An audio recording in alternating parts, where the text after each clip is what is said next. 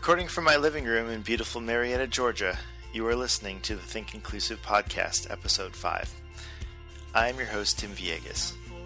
Today I will be speaking with Paula Kluth, an internationally renowned author and speaker about inclusive education.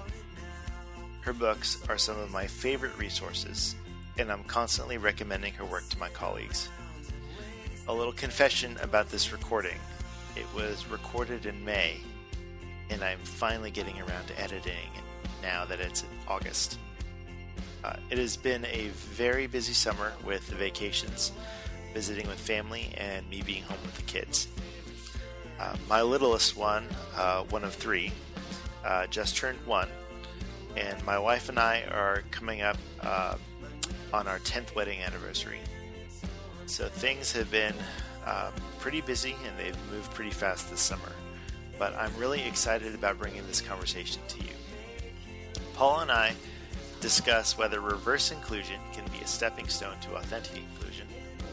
We also discuss ways educators can promote inclusion at their local schools, as well as if technology in the classroom is all that it's cracked up to be. So, without further ado, let's get to the podcast. Thanks for listening. Joining us today on the Think Inclusive podcast is Dr. Paula Kluth, an internationally renowned consultant, author, advocate, and independent scholar who works with teachers and families to provide inclusive opportunities for students with disabilities and to create more responsive and engaging schooling experiences for all learners. Paula is a former special educator who has served as a classroom teacher and inclusion facilitator. She is the author or co-author of many books, including Don't We Already Do Inclusion? 100 Ways to Improve Inclusive Schools, and You're Going to Love This Kid, Teaching Students with Autism in Inclusive Classrooms. Paul, I am honored that you took some time out of your day to speak with us. Welcome to the podcast. Thank you so much, Tim. I'm really thrilled to be here. I've listened to other podcasts that you have been putting out there for the last couple of months. So thank you for doing that work, and I'm really excited to be included. Well, thank you. I think that you and my mom are about the only ones who are listening. I know that's not true. Well, great. Well, let's get right into it. The reason I asked you to be on the program, on the podcast, is to talk about your book. Of course, we have a lot of other things that we can talk about. But first, I'd like to say I love the title of the book. Don't We Already Do Inclusion? Do you find that in your trainings or in conversations that you're answering this question a lot? And what would be like the impetus for you writing this book in the first place? Well, first of all, I do love kind of like clever titles, and I think they're memorable, but a lot of them do come out of conversations that I've been having. And this, came up a lot in doing a lot of work with teachers and administrators where, especially when I was having the privilege of working with schools that were sophisticated, that had been doing the work for quite some time. And so I had been spending a lot of my career helping folks move out of, settings that were segregated or self-contained and moving into inclusive environments. But I began to realize that, that sometimes that I wasn't having a discussion with folks who were already sort of seen as having inclusive models. And I thought, it's time to maybe address some of the work that is happening or not happening in schools that already have an identity of being inclusive, but may not realize or may not have the tools or may not have the awareness that, that really in the work of inclusive education, like in the work of education in general, like in the work of parenting, or, that the work is never really done. And, so some of the things that came up in the writing, the sort of impetus for writing were, being in schools where, that they were, the school was known for inclusion, sometimes for a decade or two, and had that reputation, yet there were kids with certain labels who had never been brought back from private placements and who were never thought of as candidates for inclusion. That kind of thing. Or I would be in a school where they would have a lot of great energy around certain elements of inclusivity so that they were maybe great supports, good co-teaching models and things like that. But some students sort of received a lot of education in a room called the inclusion room. So I used to joke and say, if you have a room called the inclusion room, you're probably not an inclusive school. But, just things that are, just for all of us, things that all of us that no matter what part in the journey we're at, could probably sit back and be a little reflective. And that's really what the book is about. That it's good. I mean, the examples you give, I think, are very concrete, and I love your style of writing. It's very conversational, so it's very easy to read, and it's a great conversation starter. I would love to have this as a resource for our school district, although I don't think that's going to happen.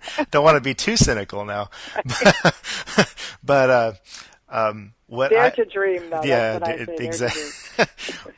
What I think is interesting about what you said about systems, schools, districts that have had a history of being quote unquote inclusive, is that those systems kind of have their own idea of what inclusion is, and so they play it out. They play it out however that culture, I guess, deems fit. I remember when I was doing my teacher training and we went to a school. This was when I was living in California in Orange County, and we went to a school that was a model for inclusion. Yet they did not have any students with significant disabilities, and at the time I didn't even think that was weird because I had never worked with any students with significant disabilities. So it was just like, oh, okay, well, they go somewhere else. Right. But it is interesting that certain schools, I guess, define inclusion a particular way. Do you have this isn't necessarily something that I was going to talk about, but Okay. Do you have a definition of inclusion? Well, I think about inclusion, and this is not, I wouldn't say this is my definition alone, but I think a way that a lot of people think about inclusion that have been involved in this movement, think about it with what I would call the big I. Mm-hmm. So instead of thinking about inclusion, like inclusion is, bringing kids with disabilities out of segregated environments into welcoming, common environments, inclusive environments. That's sort of our original sort of way of thinking about this. But I think a lot of people, it's just not mine, but this big I is about inclusion. In other words, inclusion around race and ethnicity and sexual orientation and disability and ability and gender. And really thinking about inclusion is really about making schools, appropriately challenging, safe, mm-hmm. welcoming, for every student. And part of that definition is that students are educated together. They're educated side by side with their neighbors and their, siblings and classmates in these common environments, and that we don't have classrooms only for certain kinds of learners. That doesn't mean that we can't have small group instruction. It doesn't mean that we can't have, students working independently on projects. It doesn't mean that we can't have kids grouped in really interesting ways, including across grade levels and things like that. Mm-hmm. Kids can still get all kinds of personalized instruction, but that we don't want to see spaces that are designated just for certain learners that other kids can't access. I think it's perfectly fine for kids with certain disabilities to have a respite in a quieter area. I just think everybody should be able to have that.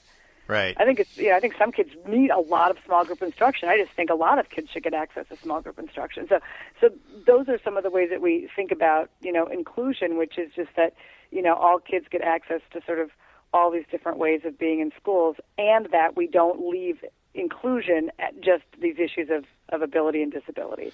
That right. We're also thinking really broadly. Right. I know that there's, here in Georgia, the Exceptional Children's Week is kind of something that is that comes out in the calendars, in the PTA calendars. And something that I did this year was I moved it from that to an Inclusive Schools Week, but it was very because we have the National Inclusive Schools Week in December, right. But it's very difficult to change the mindset to it not just being about disability, right. because we ended up we ended up doing a lot of stuff that was disability related, but I would like for us to keep on moving to really look at that you're right, the big I. Inclusion doesn't just mean learning differences. It also means cultural differences and so on. So what I thought was interesting about what you said was that having places in the school where it is not just for a particular student, that the groupings of students can be a lot more fluid and creative. Do you think that because of the way that public education is, especially in the United States, do you feel that is difficult because of the constraints of the Common Core? And I could list a million things. It's interesting that you say Common Core, because in a way, when I saw Common Core standards and really took a look at them, I thought, well, this actually could be helpful. One is sort of the underlying, I think, elements of Common Core is we really want to bring appropriate levels of challenge to all kids, So I love that disability wasn't left out of the discussion. That's really helpful. So just like the other versions of standards, they don't tell us how to teach, but they do tell us, where we want kids to be. And so that leaves a lot of flexibility and creativity. And I think, if we don't work together and think about all these different permutations and these ways to be in schools, that makes those standards harder to achieve. And so, I do think there are a lot of the constraints some are real and some are imagined. Some are actually my principal would never let me do that. And some constraints are just like, well, have we ever tried? Have we ever asked? Have we ever thought of designing this in a different way? So some are just imagined. For example, a lot of teachers, I talk a lot about, in the book, I talk about radical role sharing, so that, paraprofessionals, teachers, special educators, therapists, just by behaving a little bit differently can create some of these, these different ways of being, whether it's through lesson formats or teaching strategies, just by having different conversations tomorrow. So if I said, well, I really think that, small group instruction is really for everybody. Well, when you come into the, tomorrow for speech therapy, why don't you come into the classroom and why don't we work in a centers or stations model instead of a more traditional whole class model? Almost instantly you would be giving kids access to adults they couldn't typically access. Kids with disabilities would still get what they needed. And, you'd have students without disabilities getting some instruction that would be novel, that would be different. So I think sometimes just by thinking different, an individual thinking differently can create some of those things. Other things are harder to do, like actually the creation of spaces or, figuring out, I've been in schools where it's like paraprofessionals can never, ever work with students without disabilities. And I say, well, how sure are you about that? And what is the actual guideline around that? Let's actually look at what the policies are. So sometimes people have been, it's like folklore in a school, about how things actually behave. So I think sometimes it takes an inventive teacher to say, I wonder if I came to my leadership or to my colleagues with some ideas, it could be a single idea about having, making certain spaces accessible to all. Right. So I'll just give one more example of that. In one of the schools I worked in, there was a traditional special ed classroom, and that was no longer going to be used as a traditional special ed classroom. So they just called it something different. So we called it like the Learning Lab. I can't remember, but something like that. Mm-hmm. And that space was then available. It was two-sided. One had a lot of sensory stuff in it, Mm-hmm. and so anybody could go in there and sort of take a break or read or study or something like that. And then the other side had tables, so kids could, like, project-based instruction could take place in there. Mm. And so there were certain kids and groups of kids that accessed it more, but it was open to anybody. So that was just a simple, really a paint job and putting a different name on the door. Yeah. Some of those, some of those things are possible almost immediately. Right. I know a lot of. I've had many conversations with special educators in my county, in the school district I'm in, but also in other counties, and a lot believe in the philosophy of inclusion, or at least on kind of our side of the fence, but have a hard time seeing how it plays out practically, especially for self-contained classrooms. And me being a self-contained teacher, I've tried to kind of break that mold. But I'm having a hard time too with teachers and paraprofessionals being cut because of budget reductions, and then also just running into that philosophical difference, that no one's gonna want to really work at it harder than I am, or Right. whoever really believes in it. So what would be your suggestion, to me or to other educators who are in self-contained classrooms and want to pursue inclusion for their kiddos? Well, I think it's almost the same situation in a very strange parallel that parents find themselves in. They have great desire and not enough power to make an immediate switch. Right? The parents have a ton of desire and knowledge, but they don't have the power to go in and make something miraculously happen. Mm-hmm. And the same is true of a lot of teachers. Tim, I'm sure you know teachers like this. I know teachers who have been written up pursuing these agendas. I know teachers who have been fired pursuing these agendas. I know teachers who have had, all kinds of reprimands and marks in the records, you name it. Mm. And so it's not easy at all, and as families can tell you in their kind of struggle. So one of the things I always tell families is, you remember that song, there's at least 50 ways to leave your lover, Right. There's like at least, 50, if not 500 ways to get inclusion if you're a parent. Not all of them, and not most of them, are easy. But I think that there's almost a different path taken by almost every parent that you meet who got there, who wanted it and got there. Some of them are very quiet and they just chip away. Some of them are fierce. Some of them get really mad. Some of them sue. Some of them move. Some of them open up, some of them run for PTO and become the school board president. Some of them, I know one mom who opened up her own school, kind of like a hybrid charter kind of school. That's unique. Being on a school board is unique. So I'm always fascinated by that, and I think the same is true for teachers.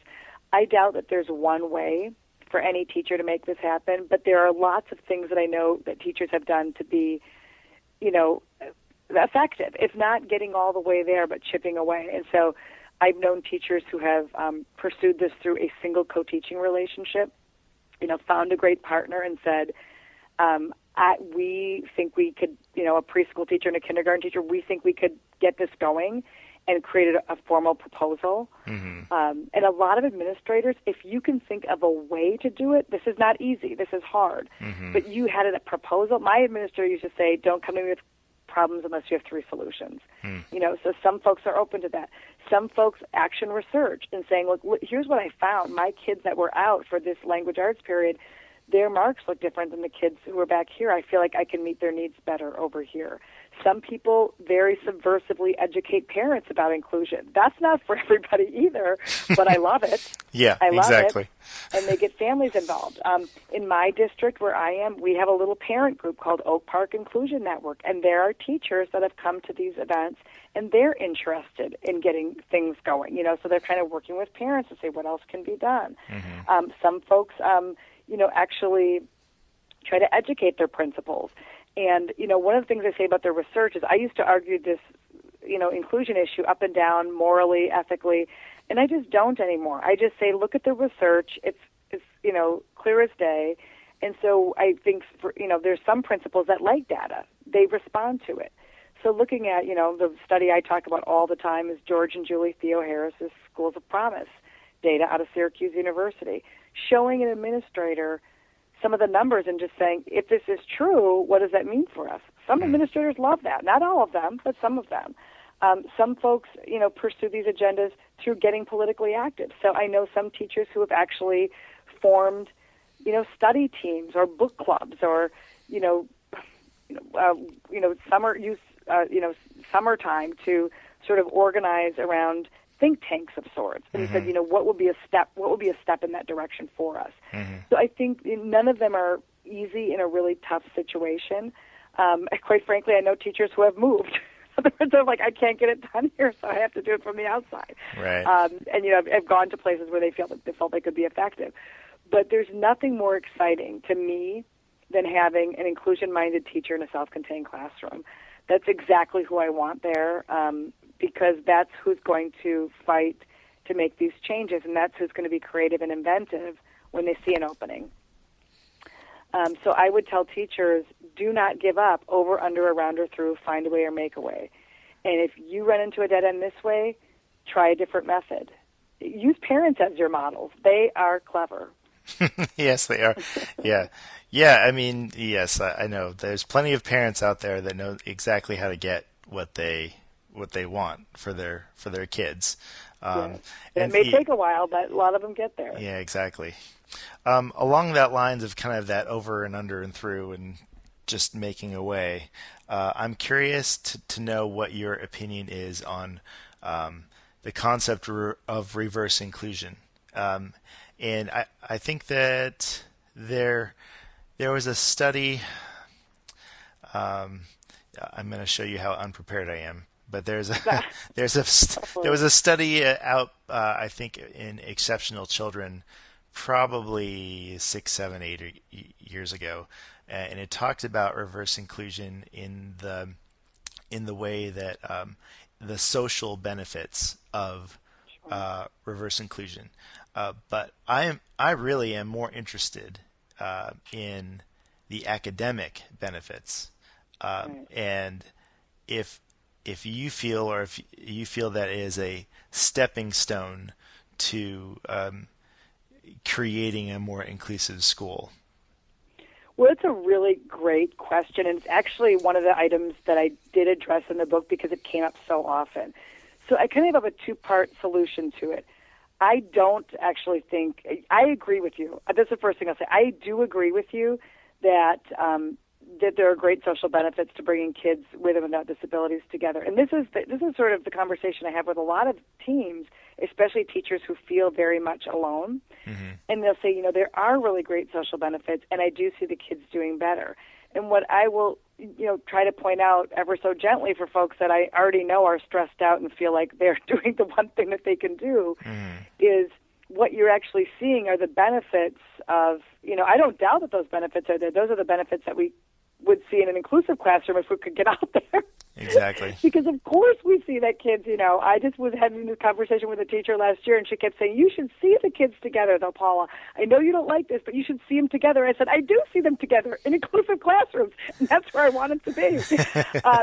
But what I do, so the two-part is, I think teachers, that are doing everything that they can from their end. Mm-hmm. So practically, I think they have to do what they have to do. From a person who would come in and consult with your school, or what would be my opinion in general, Tim, which is a different question, I would say, no, it's not a stepping stone, because quite frankly, it rarely ever gets you to the other end of that stone path. In other words, it's actually, what I have seen is the opposite. It becomes a stopgap. It becomes, for a lot of administrators or school systems, it kind of becomes a reason that you don't have to take the next step because we're already doing something. Right. And when you look at the feds, when you look at the law where we have to bring kids with and without disabilities together, oh, God, we can do that over here. So the kids are accessing, that time and space with each other, but we never have to sort of change what we're doing. And that's my biggest problem from it, not from what a teacher's trying to do, but from a district or administration point of view, is it fails to have the system interrogate itself. And so the larger structures never change. In fact, I've never seen, or I should say very seldom have seen, I got to leave it open for someone to tell me later that they heard this and it happened in their school. Right. But I can't remember seeing many times that this was actually a quick and logical stepping stone to actually getting kids included. Oftentimes it's the reason why we never get there, because we've got this sort of convenient situation now, sort of that we're sustaining, where kids are getting somewhat, these access, and they're getting, but what they're usually not getting is access to that greater general education, the richness of the larger context of general education. They're not getting access to a very broad range of peers, and they're not getting access to general education teachers, and we know that that's a very powerful part of this mix as well, as this collaboration piece. So it's not that I don't respect and admire what the hardworking teachers are trying to do because they're stuck. Mm-hmm. That I get. I get being stuck and doing everything that you can. That's subversive in a way. But why I don't endorse and why I don't like it is because for a lot of districts or buildings, it lets them off the hook to ever create those broader changes and really look at systemically, how would we have to change, how would we adapt and modify for all kinds of learners? How could the school sort of, look different for the broad range of learners that not only are here now, but will enter our doors for years to come? And so I think it sticks us in that holding pattern. So yes, yeah, but I have to say, I get the teacher piece, and that's a different, that's a different story altogether. Is folks that are just trying to not be fired and do everything that they can, and that makes sense to me. That people are trying to create these stepping stones, and eventually, push that door open and hope that nobody notices that you're moving in the other direction. Right. And I know people who have done it. Yeah, I definitely agree. It's not ideal. I know for myself in just my own practice. Since I started teaching, which is close to 10 years ago now, I had been doing some sort of version of reverse inclusion along in conjunction with having students go out into general ed because of their because of the amount of support that I had in the classroom. Right. And then I took a little bit of a different approach, especially this year, because I do have one third grader who is fully included in a third grade classroom with a paraprofessional. But of course, he is my still under my caseload, which means my paraprofessional. All things being equal, they count that person as being in my room. Right. Because of allotments. And right. I know that you know about that. So, sure. So what I had been doing is taking the days where third, fourth, and fifth grade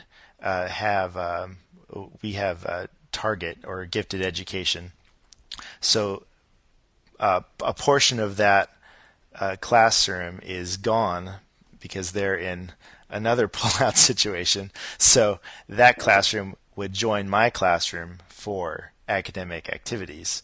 Which was really nice because this is the first time I was able to really collaborate with the general ed teacher, and we would do some sort of co-teaching lesson, which is different than I had been doing before. Usually when I had been talking or thinking about reverse inclusion, it was, okay, 3 or 4 kids from so-and-so's fourth grade class right. are going to be coming in, and we're going to be doing some sort of activity.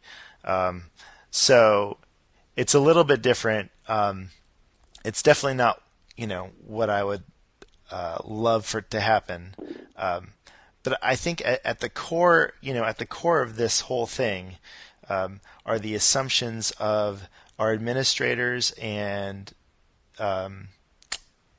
central office, the superintendent, the special education directors, superintendents, the school board members, that special education is a separate thing than general education. That special education teachers do something different than general educators, and inherently those children are different. So that is why we educate them in this particular way, or with this particular curriculum, and then we do it the other way for the other kids. Right. And I don't agree with that. I would assume that you wouldn't agree with that either, because we want to look at how we can increase learning for all learners. So I guess my setup is, if our kids aren't different, they all learn. How do we create systems so that everyone can learn together? Is it universal design? Is it something else? Go ahead. Well, I was just going to say, first, I just want to go back to your piece about about what you're doing with your colleague. That to me is very interesting example about the co-teaching example, because it sounds more to me like you're engaging in one of those early behaviors I talked about, which is targeting a specific colleague and trying to get something going with co-teaching. I mean, that's a little bit different than what most people think about as reverse inclusion, isn't it? I mean, in other words, you're involving somebody else and you're saying, we've got these common times. I wonder if this would work. So that is actually, I think, in many ways, a very good example of somebody who's feeling powerless but has found a sort of sneaky way to start collaborating, co-teaching, and, engaging in joint lessons with appropriate levels of, pretty challenging, appropriately challenging standards-based content.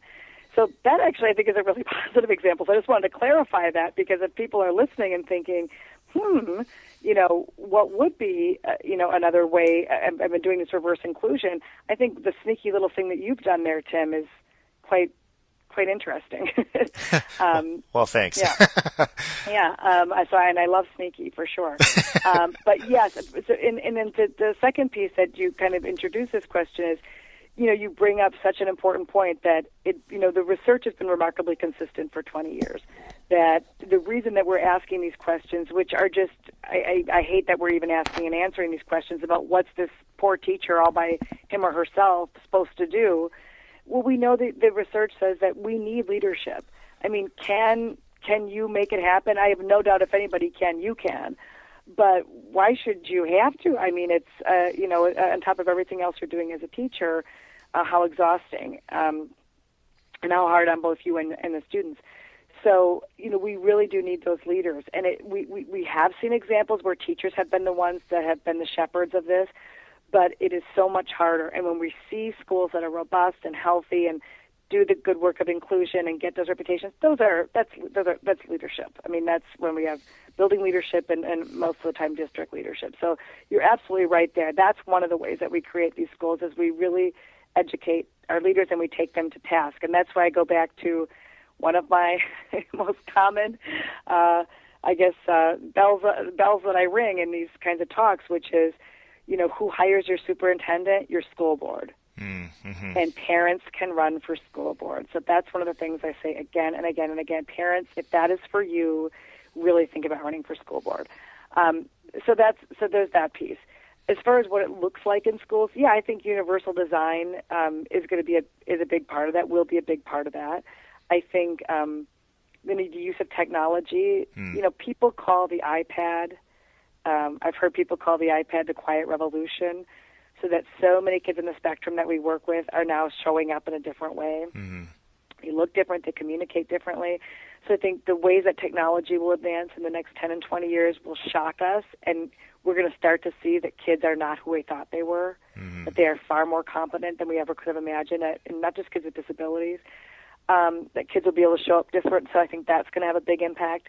And I just think looking at personalized ways of being in general. So people have often said, wouldn't it be great if there was an IEP for every student? Some schools have sort of adopted that in different ways. I think you will see more of that, and I think technology is actually already leading the way on that. So if you've got Kindles, and a lot of these schools, it's amazing. A lot of them are going to the one-on-one tech. It used to be, and Tim, I know you were probably in there with me too, making the adapted books, up all night with the, all the materials and cutting and pasting and all, and then it was just, the book was destroyed in a day. Mm-hmm. Now, like you walk in a classroom and all the kids, have Kindles or books or they're on the computer. Everybody's reading in a different way.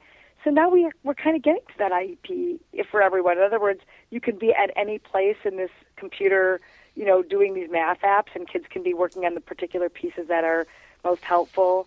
A lot of people are using flipped classrooms in mathematics so that kids actually watch the lesson at home and engage in, more individualized instruction in the classroom. That has huge potential for personalizing.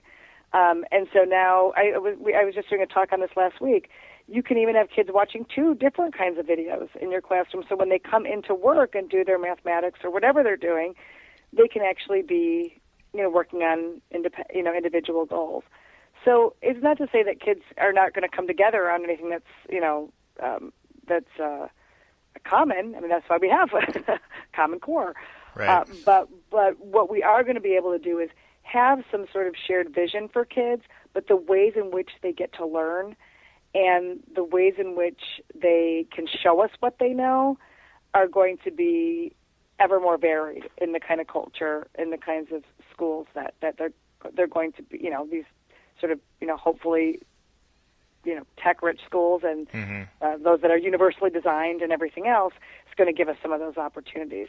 So the good news is, I mean, this is, some of the stuff when we talk about this, I think for both of us it can be a little depressing. Mm-hmm. But I think the good news is, and it's great news actually, we are only finding out decade after decade that inclusion, we're getting better and better news as the research goes on. We're only finding out that, this is better for kids than we ever thought it was, not only socially but academically and in every other way.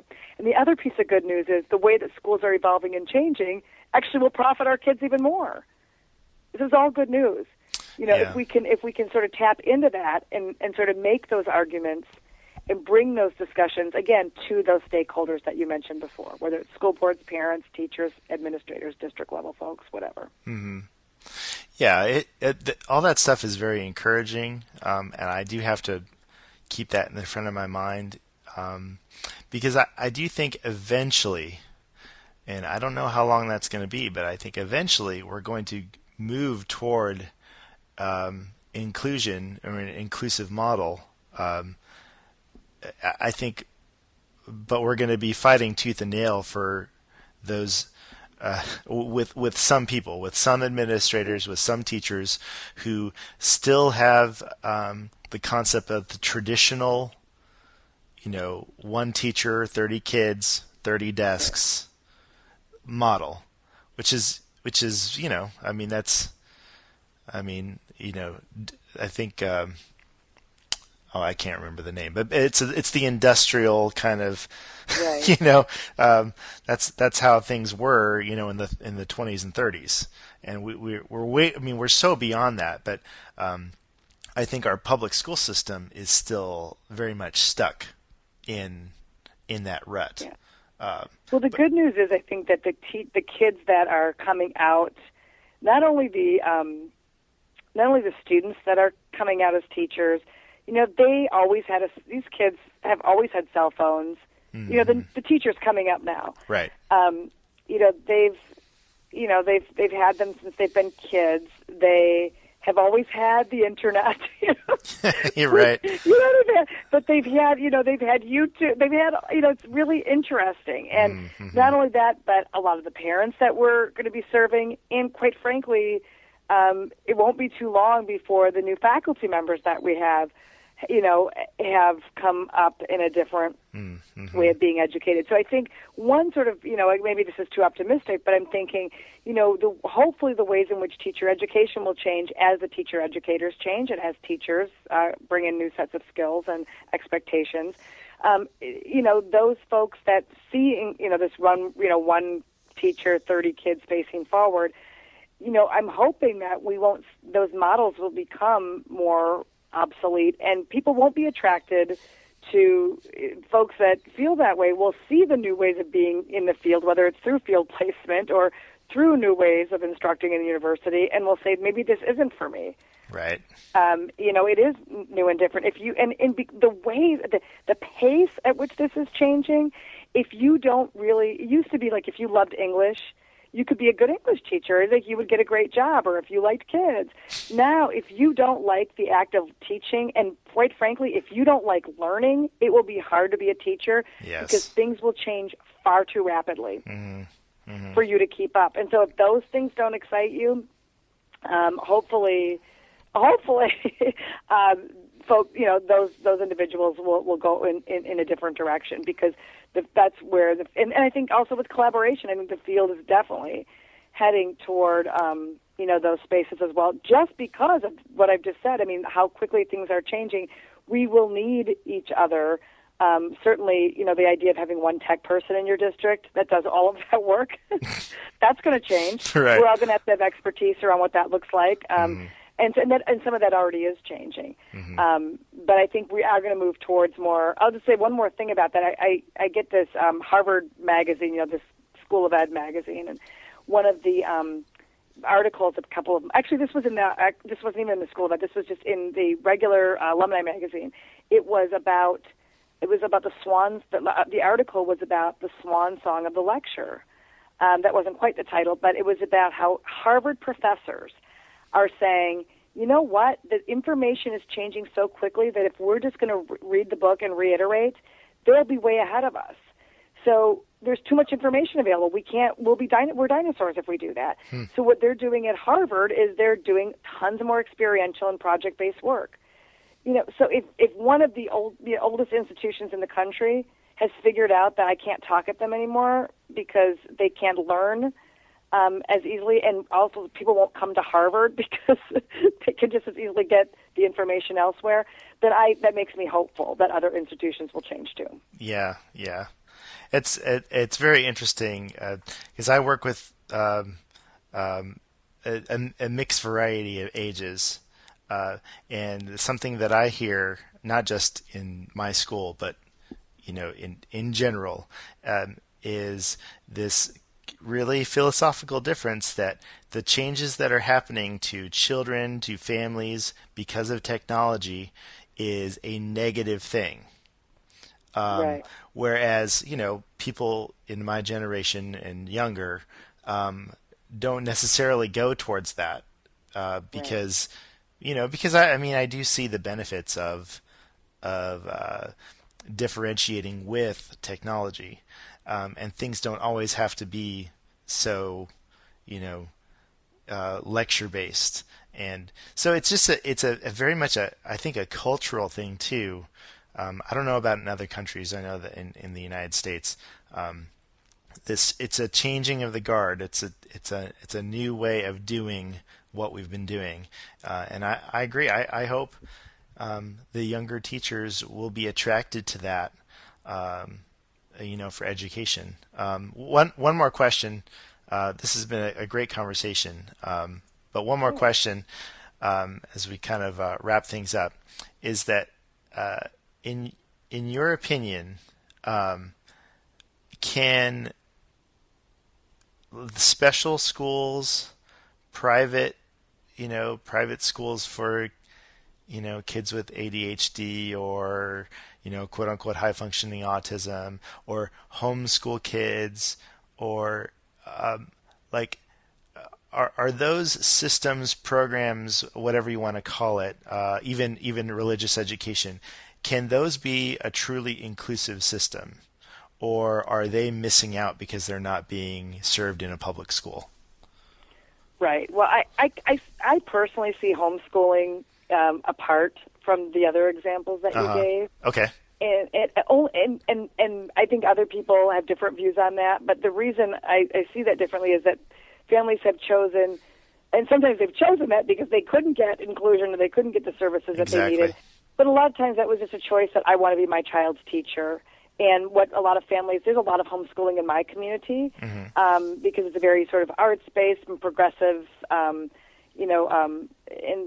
just a very interesting, very family-centered community. I think a lot of people find inclusion through music classes and through, extracurricular activities, and parents come together, to do some of that work. So I think that one is a little bit different in that, families have chosen to be their child's teacher, and they find inclusion within the family. I mean, that's one of the things that I love that Doug Bicklin says, is that the one institution that is the most inclusive in the world is the family. Absolutely. And that's true. As far as some of the other examples, I think it's not that I at all don't appreciate what a lot of schools are trying to do to give kids specialized instruction and support. Again, I just go back to, my argument about the reverse inclusion, is that what really worries me about some of these models is that we never challenge our public schools, the schools that we all pay for, for everybody to access. Mm-hmm. If we don't bring in, even, for example, one of the most controversial examples, kids who are deaf and hard of hearing. Mm. And I really get that. I mean, I get that I would not want my child to go to school without other kids who he or she could talk to very fluently. So one of the discussions we have to have about that is, how could that happen in public schools? And so what happens, I know there's a couple of urban school districts, including Chicago, that had a school like this, where it was a dual bilingual program. And so everybody learned sign from the youngest ages on. So that several kids, it was a cluster site for kids who were deaf and hard of hearing, but everybody was learning sign, just like in some schools, everybody learned Spanish. Mm-hmm. So it's not that I don't get that kids, people will say, but it's a culture issue and deaf kids need to be together. I understand that. I just think we could bring that into public schools. If you asked me, would you want your children who don't have identified needs to be fluent in sign language by the time they left elementary school? I mean, who wouldn't want that? Right. What an asset. So that's the kind of dream I think that we can have. That's the promise of a truly inclusive school or school district. And so the same can be said whether it's disabilities, whether it's autism. It's like, if you're going to a special setting so that you can be in a really sensory safe space, why couldn't we bring that into our public schools? If that's something that's really needed for lots of kids, and they're going to have to sort of learn how to cope with that and ask for those things and advocate later in life, I think I would like my kid to be in a school without fluorescent lighting glaring on them. And if you think that's really effective, let's talk about making safe schools more sensory safe for everybody, because I believe you that that's a good thing. So what could happen over here? How could we challenge our school districts to sort of be, as if not all things to all people, as close as we can possibly get? And that's sort of, for me, where I at least, I know it's, very optimistic, but we've seen so many great stories, and we've seen this happen time and time again, where people sort of do live the dream. Mm. That I feel like if I'm going to do work in this area, I want to just keep pushing myself forward and pushing other folks forward to ask that question of what is possible. I feel like there are certain schools in the country, particularly private schools, like, for instance, the Ideal School in Manhattan, and then there's the Hope Technology School out in the Bay Area in California, and then there's one more that I'm forgetting, but there's a documentary that was featured in Education Week, and I don't have it off the top of my head. But there are schools that are trying this model about educating children together. Are there public school districts in the United States that are being successful at this model? And if they are, where are they? And, is it just one school or a couple schools, or is it much broader than I think what's happening? Well, I can answer that to some extent, but the reason it makes me a little uncomfortable is because, I feel like families, do tune in. I know you think that it's only your mom, but I would hate to say. Here's what I'll say. Okay. That that leadership, whenever leadership changes, schools change. Mm-hmm. And so the minute you say or write, this is the best school district ever, and then the superintendent leaves, so it's tricky. Yeah. I did a study several years ago called Going Away to School, and it was about parents who move to get inclusion. And one of the things that they found was that, one of our findings was that oftentimes parents did say, I would do it again. It cost me a lot of money. It was horrible personally, but I would do it again. But in some cases, it was only good for 2 years because then we got to the middle school, and that was horrible. Right. Or he graduated high school, and the community had no services. So I think talking about, like, where can you go to get it is a little bit tricky. Mm-hmm. But I will say this. We know that it's drastically different from state to state, right? So we know that places like Vermont and New Hampshire get really good marks. They're doing a great job, and they always come up on top when you look at, those federal statistics. And then there's other places like Illinois, where I live, which is always on the bottom. Mm-hmm. And so there's a huge discrepancies. Madison, Wisconsin, where I went to school, they, have recently won national awards around inclusion. That's been fairly consistent, as far as their reputation. Having said that, when I point out certain school districts in talks, and I still do that, I always have someone come up to me and say, that school district you talked about in California that's so progressive? Yeah. Well, my nephew went there, and he was completely excluded, because every school can be different within the district itself. Exactly. So there is, like you named a couple of, I was just we had an inclusion conference here, and Bill Henderson spoke. So he was the principal of the O'Hearn School, which is now the Bill Henderson School in Boston for many years. And they did a lot of really interesting things out there at the O'Hearn School in Boston Public. But again, it's probably not, Bill's the first to say it wasn't perfect, but it was certainly innovative in ways that are worth studying. And he actually has a new book out called The Blind Advantage that I would definitely recommend. There's the Geronio Preschool in Syracuse, New York. Fantastic reputation for bringing families and kids with and without disabilities together, and really thinking about just community issues too, and family issues, and some of those big I issues we talked about earlier. So, if families are really seeking, where are these places? Their parent training centers are some of the best places to find out. Ask other parents. Mm-hmm. Because one of the other elements in the books is kind of a perfect full circle, is I think it's one of the first things in the book I say, if you want to know if you're inclusive, ask people. Like, don't answer me. Are you inclusive? Don't tell me what you think.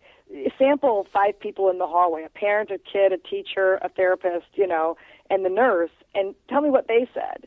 Mm. And I think when you ask, different kinds of stakeholders like parents, where are they really including kids? They're having these conversations. They're on the web. They're, in the chat rooms. They can tell you they're on Facebook, and they know some of those stories. So I would say 2 things. One, there are ways to find out currently who's doing the good work, and then number 2, to realize that passionate people working together can create places like the Hope Technology School and the Bill Henderson School and the Geronio School. In fact, that's, when you look back on it, that's always how these schools got their start, was the Margaret Mead, the small group of committed people. Mm-hmm. So, sometimes it's worth it to look outside, and sometimes it's worth to start something right where you are. Well, I think that's a perfect ending to our conversation. I can't, thank you enough. This has been fabulous. I hope that everyone gets something out of this. We talked about a lot of stuff, so I'm sure that everyone will. So once again, thank you to Paula Kluth for joining us on the Think Inclusive podcast. Good luck with everything. I know that you are, very successful. I can only imagine, what is in your future, more trainings, more books, and hopefully, changing our world for the better. So thank you so much. You're very welcome. Thanks for having me.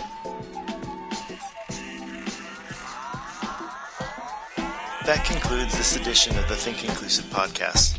For more information about Paula Kluth, you can follow her on Twitter at Paula Kluth, and on both of her websites, paulakluth.com or differentiationdaily.com. Remember, you can always find us on Twitter at think_inclusive or on the web at thinkinclusive.us. Today's show was produced by myself, talking into USB headphones using a newly refurbished MacBook Pro, GarageBand, and a Skype account. Bumper music by Jose Galvez with the song Press. You can find it on iTunes. You can also subscribe to the Think Inclusive podcast via the iTunes Music Store or Podomatic.com, the largest community of independent podcasters on the planet. From Marietta, Georgia, please join us again on the Think Inclusive podcast. Thank you for your time and attention.